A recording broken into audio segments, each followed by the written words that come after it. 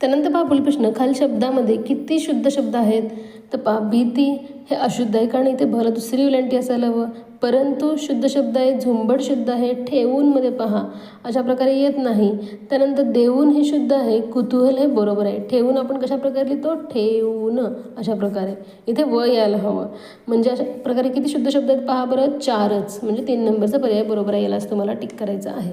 पुढील प्रश्न पहा, या अक्षरापासून काय करायचं विद्यार्थ्यांना? आपल्याला एक अर्थ पण शब्द तयार करायचा आणि त्यातील मो हे अक्षर कितव्या स्थानावर आहे हे आपल्याला सांगायचं आहे. तर पहा कोणता अर्थ पण शब्द तयार होतो? तर आकडेमोड.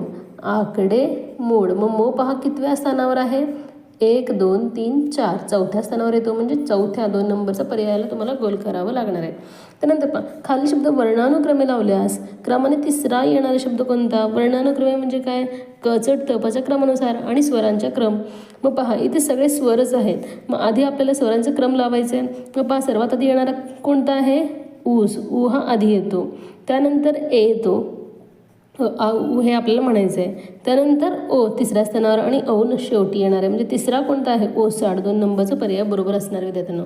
याच पर्यायाला तुम्हाला गोल करायचं आहे. अशा प्रकारे आपल्याला काळजीपूर्वक प्रश्न वाचायचा आहे आणि दिलेली जी काही माहिती आहे आपल्या प्रश्नामध्ये त्याचा विचार करून आपल्याला उत्तरे शोधायचं विद्यार्थ्यांनो. मग घाई गडबड करायची नाही आपल्याला.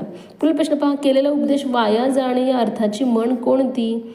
गर्वाचे घर खाली, दोघांचे भांडण तिसऱ्याचा लाभ, दिव्याखाली अंधार का पालत्या घडावर पाणी? तर पहा या अर्थाची म्हण कोणती आहे? पालत्या घडावर पाणी. 4 नंबरचा पर्याय बरोबर आहे. म्हणून विद्यार्थ्यांनो म्हणी पाठ करताना तुम्ही त्याचा अर्थ देखील चांगल्या प्रकारे वाचन करायचं आहे. त्यानंतर पहा उतारा आणि त्यावर आधारित प्रश्न आहेत. तर हा पार्ट सोपा असतो. तुम्ही उतार्यामध्ये याचं उत्तरे शोधू शकता. बाकीचे मराठी व्याकरणामध्ये जे काही प्रश्न आहेत ते आपण आता पाहूयात. तर पहा खालील वाक्य 4 विभागात विभागले आहे. त्यातील चुकीचा भाग आपल्याला ओळखायचा आहे आणि पर्याय निवडायचा आहे.